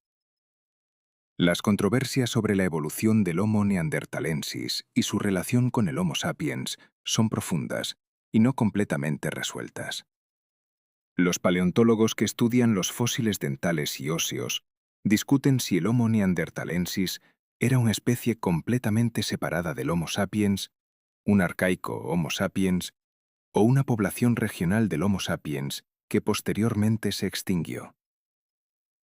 Lo que es claro a partir del registro arqueológico es que el Homo neanderthalensis utilizaba herramientas sofisticadas, producía fuego, vivía en grupos complejos y parecía tener una vida social que incluía comportamientos que sugieren un cierto nivel de simbolismo y quizás incluso rituales. El Homo neanderthalensis, que vivió en Europa y en partes de Asia Occidental desde hace aproximadamente 400.000 años hasta hace aproximadamente 40.000 años, desarrolló un kit de herramientas característico conocido como la industria musteriense. Las herramientas musterienses incluían puntas de lanza preparadas, cuchillos, raspadores y otros implementos especializados de piedra. Lo distintivo de la industria musteriense era la sofisticación en la preparación de la piedra. Los arqueólogos descubrieron que los neandertales no simplemente tallaban una piedra hasta obtener una punta afilada. En cambio, preparaban cuidadosamente la piedra mediante una serie de golpes específicos. Preparaban una plataforma de impacto particular y luego aplicaban un golpe final que desprendía una lámina de piedra con una forma y un tamaño predeterminados. Esta técnica, llamada preparación de núcleo o preparación Levallois, permitía una mayor estandarización y control del producto final. Dos puntas de lanza musterienses, hechas por diferentes individuos, podían ser sorprendentemente similares en tamaño, forma y ángulo de filo. Esta estandarización sugiere un grado muy alto de transmisión de técnica, de enseñanza efectiva de métodos específicos de fabricación de herramientas. También sugiere un aumento en la especialización ocupacional. Es plausible que ciertos individuos en las poblaciones de Homo neanderthalensis fueran reconocidos como maestros en la fabricación de herramientas y que otros buscaran su instrucción. El lapso de tiempo durante el cual el Homo neanderthalensis utilizó la industria musteriense fue extraordinariamente largo. La evidencia arqueológica sugiere que el kit básico de herramientas musterienses fue utilizado durante más de 250.000 años, con relativamente pocos cambios fundamentales. Durante este periodo, la tecnología permaneció notablemente estable. Esto contrasta fuertemente con lo que sucedería en los primeros 50.000 años de la presencia del Homo sapiens en Europa, durante los cuales el cambio tecnológico fue acelerado y el número de tipos diferentes de herramientas aumentó dramáticamente. La evidencia fósil sugiere que el Homo sapiens moderno, con características esqueléticas que se ajustaban a la definición antropológica de Homo sapiens, aparecía en el registro africano hace aproximadamente 300.000 años. Los sitios de Jebel Irhoud en Marruecos, datados a hace aproximadamente 300.000 años, contienen restos de Homo sapiens con características que son esencialmente modernas, aunque con algunos rasgos que los paleontólogos consideran arcaicos. Otras poblaciones de Homo sapiens arcaico se pueden identificar en sitios en Sudáfrica, Etiopía y otras partes de África durante este periodo. Durante los primeros 150.000 años de su existencia como especie, el Homo sapiens parece haber producido herramientas que eran, en muchos sentidos, menos sofisticadas que las producidas por el Homo neanderthalensis contemporáneo. El kit de herramientas inicial del Homo sapiens africano consistía principalmente en herramientas de piedra relativamente simples, puntas de lanza sin los refinamientos de la preparación musteriense, raspadores y otras herramientas de propósito general. Es solo alrededor de hace 100.000 años que el registro arqueológico africano comienza a mostrar signos de una explosión tecnológica, una diversificación rápida de tipos de herramientas, una adopción de nuevos materiales. Esta divergencia entre la tecnología del Homo neanderthalensis y el Homo sapiens temprano ha sido objeto de considerable debate entre los arqueólogos. Una posible explicación es que la sofisticación de la industria musteriense reflejaba la cognición del Homo neanderthalensis, que era muy capaz de ejecutar tareas especializadas, pero menos capaz de innovación. La tecnología había alcanzado un equilibrio que funcionaba adecuadamente, y sin presión selectiva para innovar, el sistema permaneció estable durante cientos de miles de años. En contraste, el Homo sapiens temprano podría haber tenido una mayor propensión a la experimentación, a la prueba de nuevas ideas, a la innovación por la innovación misma. Otra explicación, que ahora es más ampliamente aceptada, es que el Homo sapiens temprano simplemente no tenía la cultura material del Homo neanderthalensis porque no tenía un lenguaje simbólico desarrollado. La capacidad de crear símbolos, de asignar un significado arbitrario a un objeto, de usar ese objeto para representar algo abstracto, puede haber sido una innovación cognitiva que el Homo sapiens temprano aún no había desarrollado. El lenguaje, en este marco teórico, no fue una característica presente al momento en que el Homo sapiens apareció como una especie con características esqueléticas reconocibles. El lenguaje fue un desarrollo posterior, una innovación cognitiva que surgió dentro de la especie. Alrededor de hace 100.000 años, el registro arqueológico del Homo sapiens comienza a mostrar signos de esta revolución simbólica. En el sitio de Blombos Cave, en Sudáfrica, datado hace aproximadamente 100.000 años, fueron encontradas piezas de ocre rojo decoradas con patrones geométricos grabados, patrones demasiado deliberados para ser accidentales. Estos patrones no parecen tener ningún propósito funcional obvio. No hacían la herramienta más afilada, no hacían la ropa más cálida, no hacían la vivienda más robusta. Existían aparentemente por la razón única de que alguien quería que existieran, porque eran hermosos, porque comunicaban algo sobre el estado mental de su creador. La presencia de estas decoraciones geométricas sugiere que el Homo sapiens de hace 100.000 años había alcanzado un nivel de abstracción cognitiva en el cual crear símbolos por su propio bien, crear arte, tenía valor. La creación de arte es un comportamiento humano que se observa virtualmente en cada cultura humana, pero que es virtualmente inexistente en otros primates. Incluso los grandes simios criados por humanos y enseñados a usar lenguaje de signos no muestran un interés natural en la creación de arte. El impulso a crear símbolos, a hacer marcas que no tienen propósito funcional, parece ser específicamente humano, y el registro arqueológico sugiere que este impulso era evidente en el Homo sapiens hace al menos 100.000 años. Alrededor de hace 70.000 años, el registro arqueológico africano comienza a mostrar una tasa más rápida de cambio tecnológico. Los tipos de herramientas aumentan, aparecen nuevos materiales como hueso y concha. La distribución geográfica de tipos particulares de herramientas sugiere una mayor especialización regional.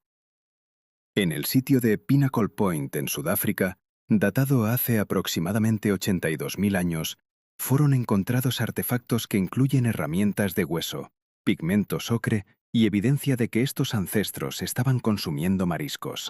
El consumo de recursos marinos sugiere una expansión del nicho ecológico, una utilización más completa de los ambientes disponibles.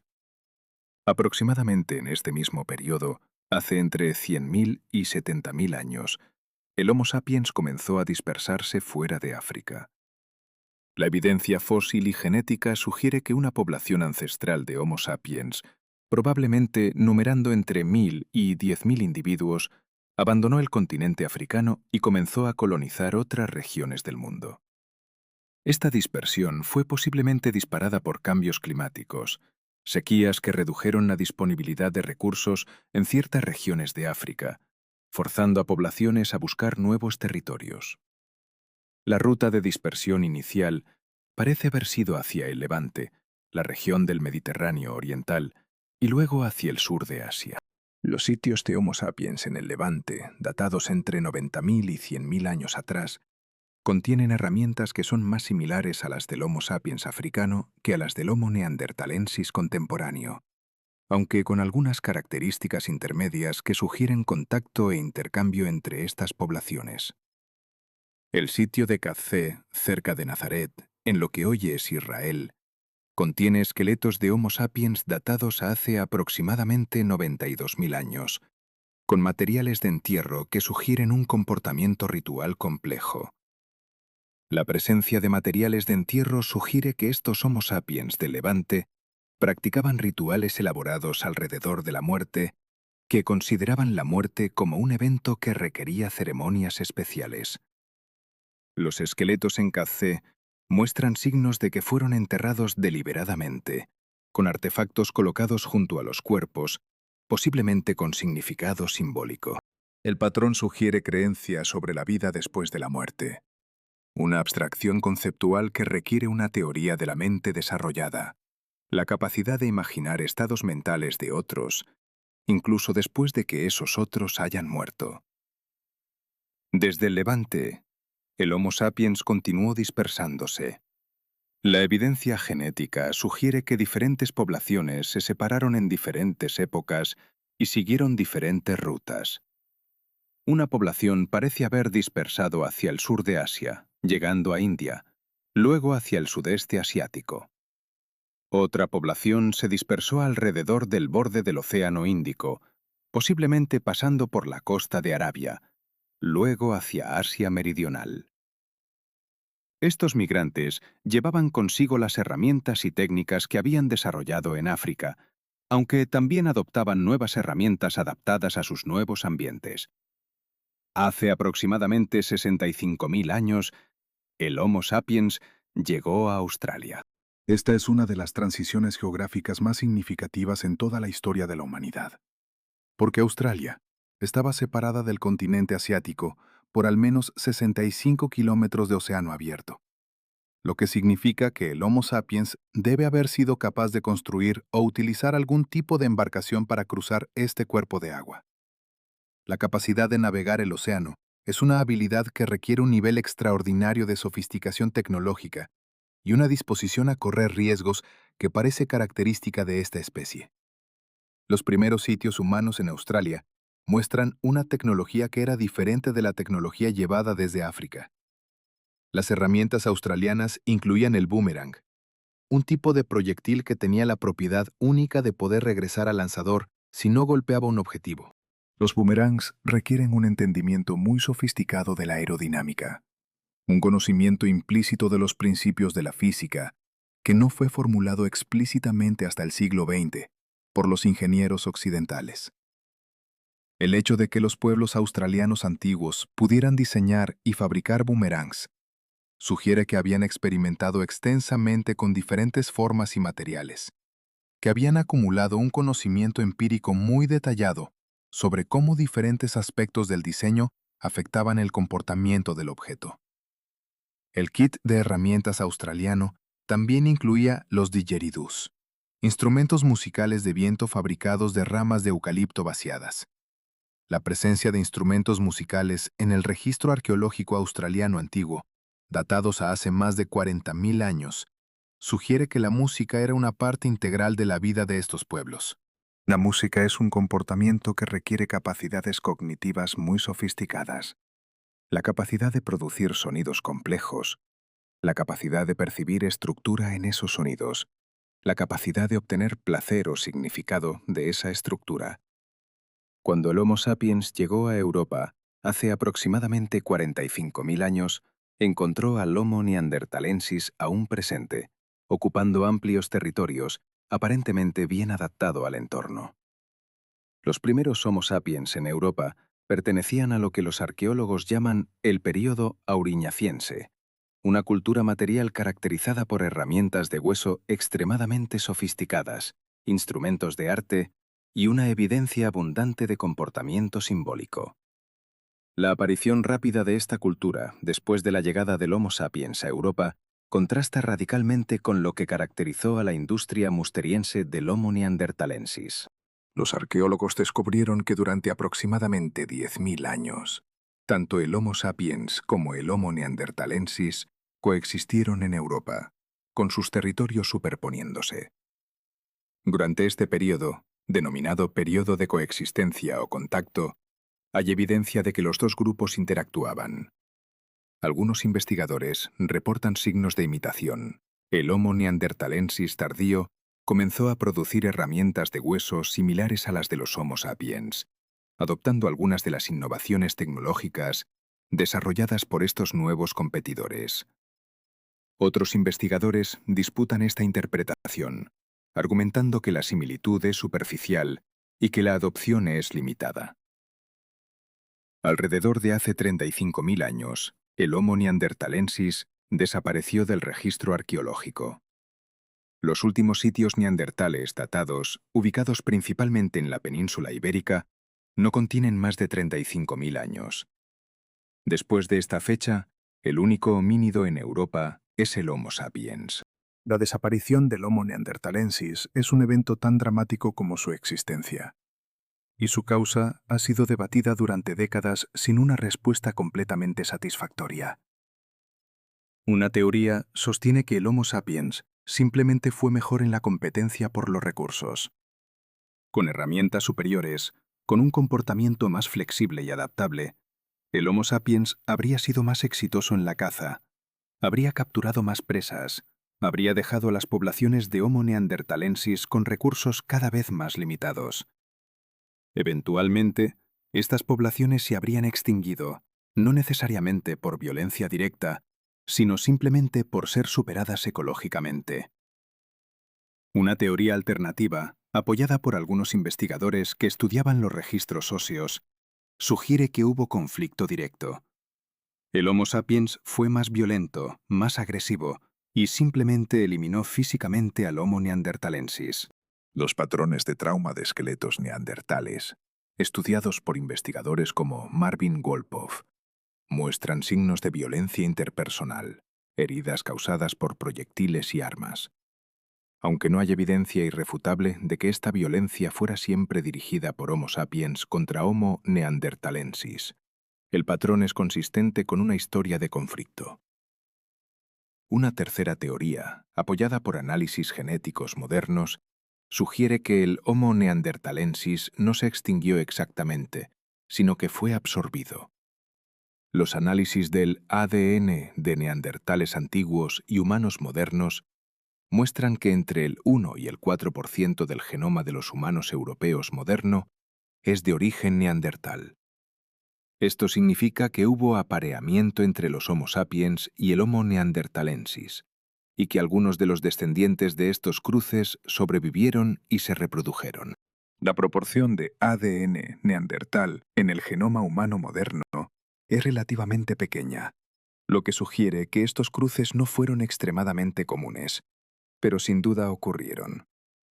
Durante el período auriñaciense, mientras coexistía con el Homo neanderthalensis y poco después de su desaparición, el Homo sapiens en Europa desarrolló una explosión de expresión artística que no tiene paralelo en el registro arqueológico anteriormente. Las herramientas auriñacienses incluían flautas talladas en hueso, algunas datadas a hace más de 40.000 años.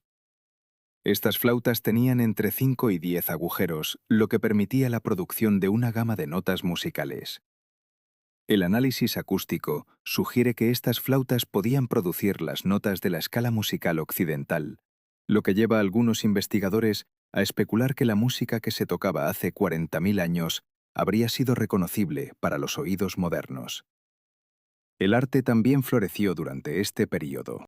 Las paredes de cuevas en Francia, como Chauvet, el castillo y Sultrier, fueron pintadas con imágenes de animales. Las pinturas en Chauvet, datadas hace aproximadamente 32.000 años mediante datación radiométrica, incluyen detalles que sugieren que el artista estaba utilizando técnicas sofisticadas para crear la ilusión de movimiento. Los animales están representados con múltiples piernas superpuestas, posiblemente para sugerir movimiento, una técnica que no sería redescubierta en el arte occidental hasta el futurismo italiano del siglo XX. La sofisticación de estas pinturas sugiere que sus creadores tenían una comprensión profunda de la representación visual, de cómo las imágenes bidimensionales pueden crear la ilusión de objetos tridimensionales, de cómo el movimiento puede ser sugerido a través de la técnica artística. Esta es una capacidad cognitiva extraordinariamente compleja, una que requiere una teoría de la mente muy desarrollada, la capacidad de entender cómo otro observador interpretará una imagen. Además de las representaciones figurativas, el arte paleolítico también incluía simbolismo abstracto. Las paredes de las cuevas contenían manos impresas mediante la técnica de soplado de pigmento alrededor de la mano, dejando una silueta negativa. Estos impresos de manos, encontrados en cuevas de todo el mundo paleolítico, de Francia a Australia a Indonesia, parecen haber sido una forma de autenticación personal, una manera de que el individuo dijera, «Yo estuve aquí». Miles de manos han sido impresas en las cuevas, muchas presumiblemente de la misma cueva, durante diferentes periodos de tiempo. Juntas, crean una sensación de comunidad que trasciende el tiempo, una comunidad de artistas extendida a través de decenas de miles de años. Las herramientas del período auriñaciense incluían puntas de proyectil de una sofisticación que sugería una comprensión muy profunda de la física. Algunas puntas tenían un diseño de lámina dividida en la base, lo que permitía que la punta fuera insertada en un mango de madera o hueso sin que se cayera. Otros tipos de puntas tenían un canal o hendidura que corría a lo largo de la parte central, lo que reducía el peso sin comprometer significativamente la resistencia. Los análisis biomecánicos sugieren que estas puntas fueron eficaces a distancias de 20 a 30 metros, lo que les daba a los cazadores un alcance que era significativamente mayor que el de los cazadores neandertales con sus puntas de lanza de corto alcance. A medida que el Homo sapiens se extendía por Europa durante el período auriñaciense tardío, y los periodos posteriores, la sofisticación de las herramientas continuaba aumentando. Los propulsores de lanza, también llamados atlatls, en términos del idioma náhuatl de Mesoamérica, fueron desarrollados alrededor de hace 30.000 años. Un propulsor de lanza es básicamente un palo con un gancho o tope en el extremo, donde descansa la base de una lanza.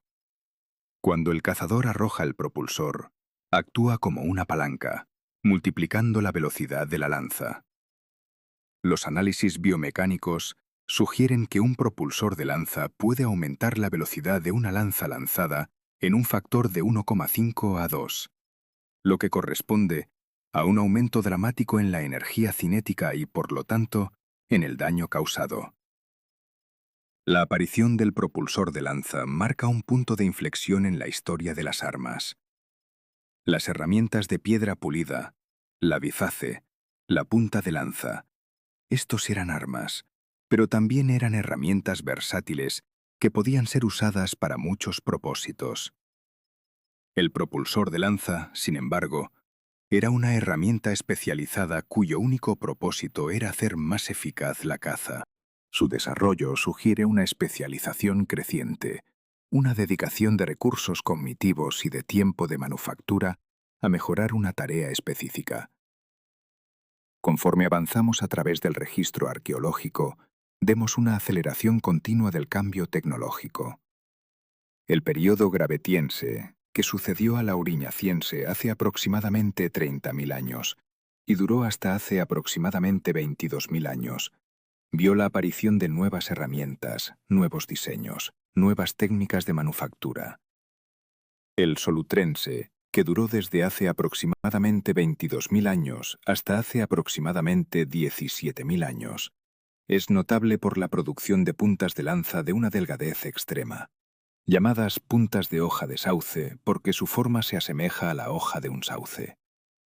Estas puntas, que miden a veces menos de 1 centímetro de espesor, fueron fabricadas mediante una técnica de astillamiento que requería un control excepcional. El magdaleniense, que duró desde hace aproximadamente 17.000 años hasta hace aproximadamente 11.000 años, vio una diversificación aún mayor de herramientas especializadas. Apareció el arco, un arma que funciona mediante la liberación controlada de energía acumulada en una cuerda tensada. El arco representa un salto cualitativo en la sofisticación de las armas, porque introduce el concepto de energía almacenada. En lugar de acelerar directamente el proyectil, el arco acumula energía en el cuerpo del arco cuando la cuerda es tirada, y luego libera esa energía de repente cuando se suelta la cuerda. Esta indirección, este almacenamiento y liberación controlada de energía, requiere una comprensión de los principios de la elasticidad, de la tensión, de la liberación de energía potencial. Los arcos más antiguos conocidos fueron descubiertos en sitios en el Levante y datan de hace aproximadamente 20.000 años.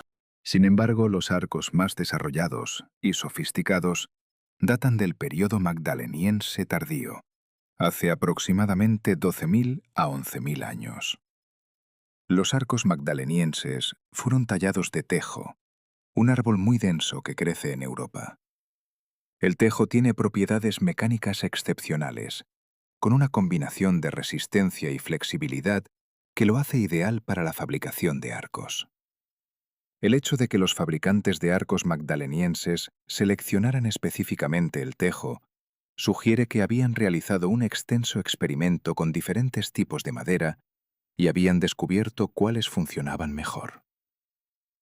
La evolución del arco es un ejemplo perfecto de cómo la selección natural no solo actúa sobre organismos vivos, sino también sobre tecnología.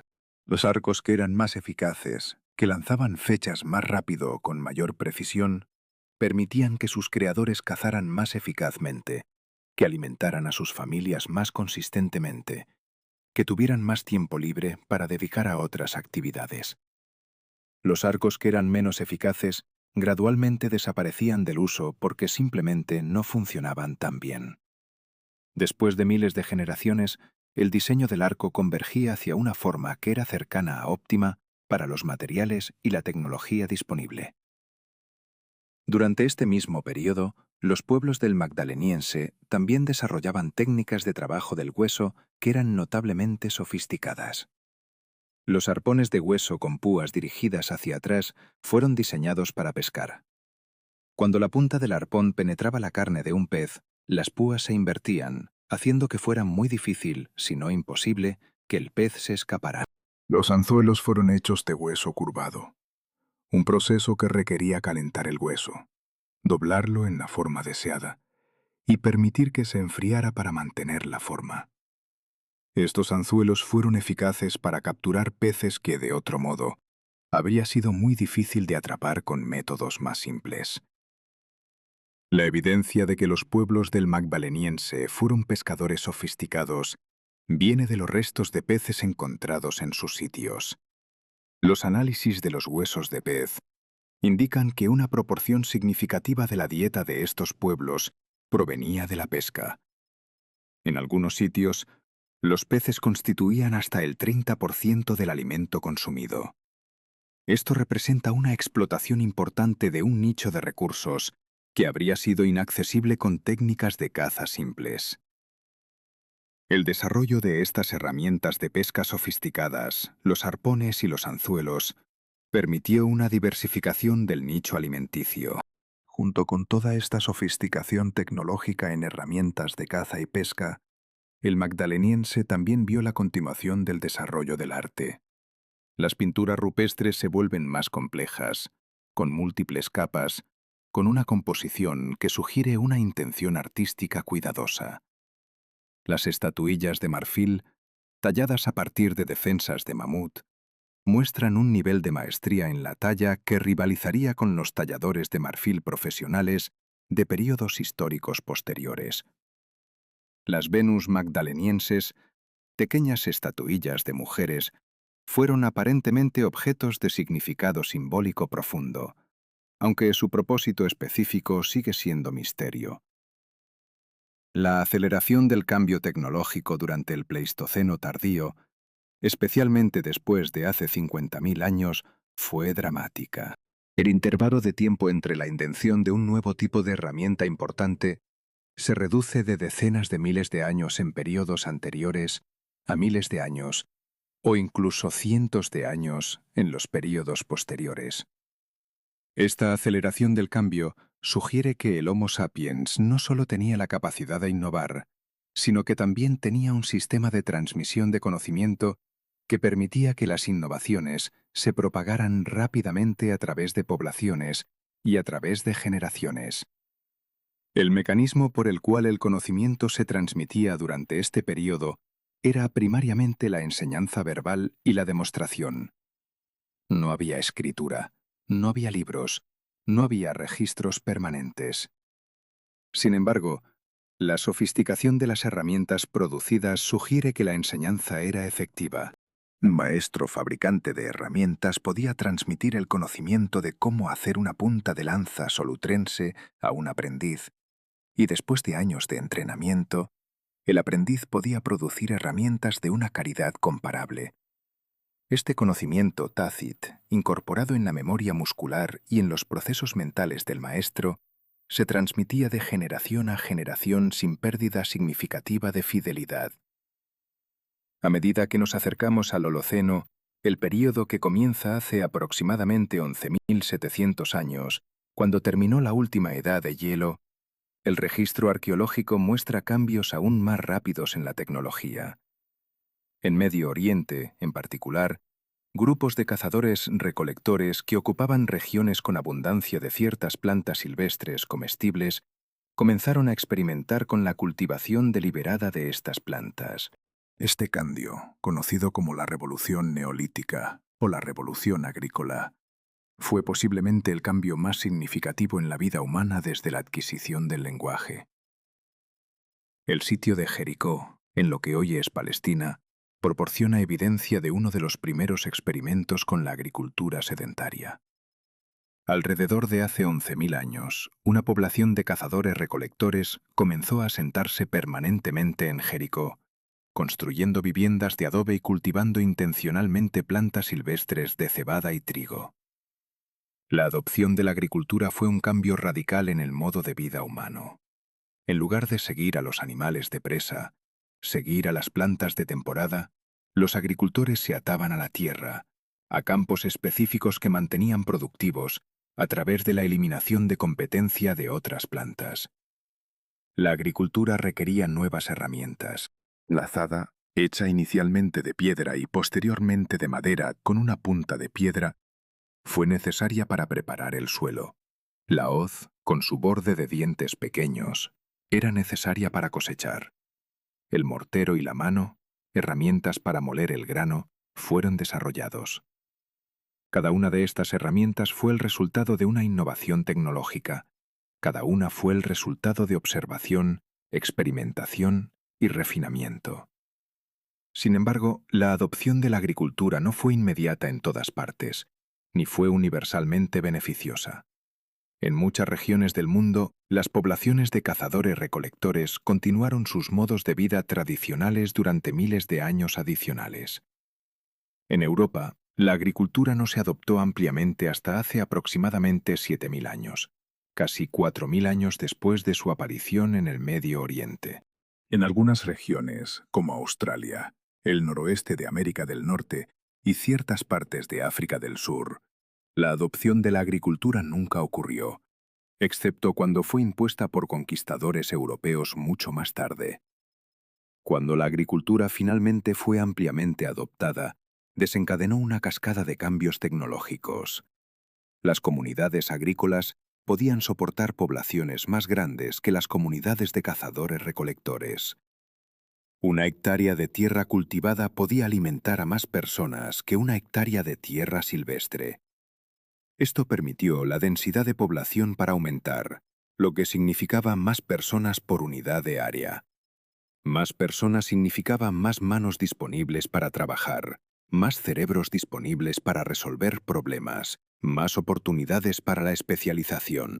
A medida que algunas personas se liberaban de la necesidad de producir comida para sí mismos, porque otras personas lo hacían por toda la comunidad, podían dedicar su tiempo a otras actividades. Algunos se convertían en artesanos especializados, produciendo cerámica, trabajando con metales, haciendo herramientas. Otros se convertían en sacerdotes, en líderes políticos, en guerreros profesionales. El desarrollo de estas especialidades fue posible porque la producción agrícola, aunque laboriosa, era predecible y permitía el almacenamiento de excedentes. Con el almacenamiento de excedentes surgió la necesidad de recordar quién había contribuido cuánto, quién tenía derecho a cuánto del almacén comunitario. Esto probablemente condujo al desarrollo de sistemas de conteo, de contabilidad, de registro. Algunos arqueólogos argumentan que estos sistemas de registro fueron los precursores de la escritura. La escritura, en esta vista, no comenzó como un sistema para registrar el lenguaje hablado, sino como un sistema para registrar transacciones económicas, para llevar un registro de quién le debía qué a quién. La evidencia más antigua de escritura verdadera, símbolos que representaban sonidos del lenguaje, aparece en Mesopotamia, alrededor de hace 3.300 años, con la escritura cuneiforme. Sin embargo, antes de esto, durante miles de años, hubo sistemas de símbolos que registraban información, pero que no eran estrictamente lenguaje escrito. Los símbolos tallados en tablillas de arcilla en Mesopotamia, hace aproximadamente 3.400 años, encontrados en sitios como Uruk, incluyen símbolos para cantidades, para nombres de individuos, para tipos de bienes. Estos símbolos representaban conceptos y palabras en el lenguaje hablado, pero el sistema aún no se había desarrollado completamente en la escritura fonética verdadera. La escritura, cuando finalmente se desarrolló, fue una tecnología que transformó la naturaleza de la transmisión del conocimiento. El conocimiento ya no necesitaba estar contenido únicamente en la memoria de los individuos vivos. Podía ser registrado en un medio externo, en tablillas de arcilla, en papiro, en pergamino. Podía ser transmitido a través de distancias sin la presencia física del maestro. Podía ser preservado durante indefinidamente, no degradándose a través de las generaciones de transmisión oral. La escritura también permitió el desarrollo del pensamiento más complejo. Sin la escritura, todo lo que podía ser pensado estaba limitado por la capacidad de la memoria de trabajo del cerebro. La escritura proporcionó un sistema externo de memoria, permitiendo que los pensadores escribieran sus ideas, las revisaran, las elaboraran, desarrollaran conceptos que serían imposibles de mantener enteramente en la mente. Los matemáticos antiguos en Babilonia, utilizando la escritura cuneiforme en tablillas de arcilla, fueron capaces de desarrollar sistemas de álgebra primitivos, de resolver ecuaciones cuadráticas, de hacer cálculos que serían imposibles sin un sistema de registro externo. Conforme avanzamos en la historia, la velocidad del cambio tecnológico continúa acelerando. El intervalo de tiempo entre descubrimientos importantes se reduce de siglos a décadas a años. El bronce, una aleación de cobre y estaño, fue descubierto alrededor de hace 3.300 años.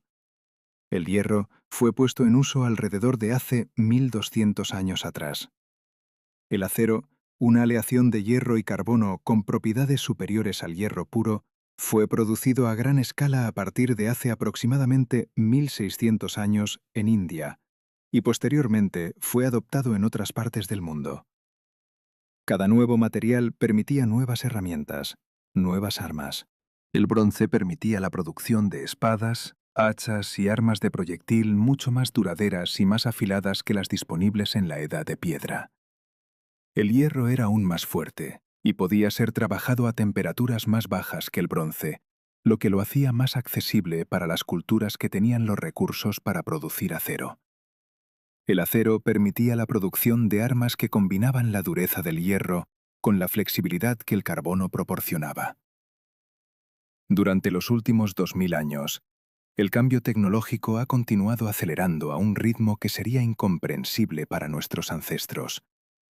La máquina de vapor, el motor de combustión interna, la electricidad, el telégrafo, el teléfono, la radio, la televisión, los computadores, Internet. Cada una de estas tecnologías ha transformado la naturaleza de la comunicación, de la energía disponible, de la capacidad del ser humano para alterar su entorno. Las armas modernas representan el apogeo de este proceso de aceleración tecnológica. Las armas nucleares, cada una capaz de destruir una ciudad entera, representan una concentración de poder destructivo que habría parecido mágica a cualquier ser humano de hace apenas 100 años. Las armas biológicas, los virus genéticamente modificados, representan una capacidad para crear enfermedades que podrían potencialmente eliminar a la humanidad. Las armas cibernéticas, los códigos que pueden paralizar infraestructura crítica, representan una nueva forma de violencia que no requiere destrucción física. Pero para entender cómo llegamos a este punto, a un mundo donde la especie humana posee la capacidad de aniquilarse a sí misma muchas veces, es necesario retroceder a los orígenes. Es necesario observar cómo la herramienta más simple, una piedra astillada hace 3,4 millones de años, comenzó una cadena de cambios que condujo a través de miles de innovaciones al mundo moderno. Es necesario entender que el arma nuclear, en su esencia, es solo una versión extrema de lo mismo que el Homo sapiens ha estado haciendo desde que existe. Transformar la materia inerte en una extensión de su voluntad, en un instrumento para dominar su entorno. La razón por la cual el Homo sapiens se convirtió en el depredador más formidable del planeta no fue porque desarrollara herramientas especialmente diferentes en principio de las herramientas que otros animales crean. Los delfines utilizan esponjas marinas para ayudarse en la caza. Los buitres utilizan corrientes termales para viajar largas distancias. Los pájaros tejedores construyen nidos extraordinariamente complejos. Pero ningún otro animal ha demostrado la capacidad para mejorar continuamente sus herramientas, para innovar incesantemente, para tomar una idea y convertirla en algo mejor, y luego mejorar eso en algo aún mejor. Esta capacidad para la mejora continua parece haber surgido de un cambio en la cognición humana. Un cambio que permitió al Homo sapiens no solo usar herramientas, no solo fabricar herramientas, sino pensar sobre herramientas, reflexionar sobre su eficacia, imaginar mejoras, experimentar con nuevos diseños. Este nivel de abstracción cognitiva, de metacognición, la capacidad de pensar sobre el pensamiento, parece ser específicamente humano. La arqueología sugiere que este cambio cognitivo fue relativamente reciente en la evolución del Homo sapiens, ocurriendo hace aproximadamente 100.000 años, o quizás incluso más recientemente. Antes de este punto, el Homo sapiens, aunque era un ser humano completamente moderno en términos de su esqueleto, parece haber carecido de esta capacidad para la innovación continua. Las herramientas producidas eran variadas, pero los cambios ocurrían lentamente, durante miles de años. Después de este punto, después de que el Homo sapiens adquirió la capacidad para la metacognición, el lenguaje simbólico desarrollado, la capacidad para crear narrativas complejas, el cambio tecnológico se aceleró dramáticamente. La razón es que una innovación, una vez inventada, no necesitaba ser reinventada. Podía ser transmitida de persona a persona, de generación a generación, a través del lenguaje. Podía ser mejorada gradualmente, cada generación realizando pequeñas mejoras sobre las innovaciones de sus antepasados. Esta capacidad para la acumulación de innovaciones, para construir sobre el trabajo de otros, para transmitir conocimiento de manera que se preserve la fidelidad, incluso cuando atraviesa muchas generaciones, es lo que distingue al Homo sapiens de todas las otras especies. Es esto lo que permitió que una criatura que pesaba apenas 70 kilogramos en promedio, que era más lento que muchos depredadores, que era más débil que muchos animales de su tamaño, llegara a dominar completamente el planeta. La herramienta no fue la razón por la cual el Homo sapiens se convirtió en el depredador más peligroso. El arma no fue la razón. La razón fue que el Homo sapiens posee un cerebro que puede mejorar indefinidamente sus armas, puede imaginar nuevas formas de hacer daño, puede innovar en la violencia, como lo hacen todas las demás cosas. Y durante miles de años, la especie ha dedicado una cantidad importante de su energía cognitiva a exactamente esto: encontrar mejores formas de herir, de matar, de destruir. El arma que convirtió al Homo sapiens en la criatura más peligrosa del planeta no fue ningún arma específica. Fue la mente que diseña armas, que las mejora continuamente, que imagina usos para la violencia que sus predecesores nunca habrían considerado. El arma fue, es y será la capacidad humana para la innovación sin límites, aplicada sin restricción a la búsqueda del poder sobre otros.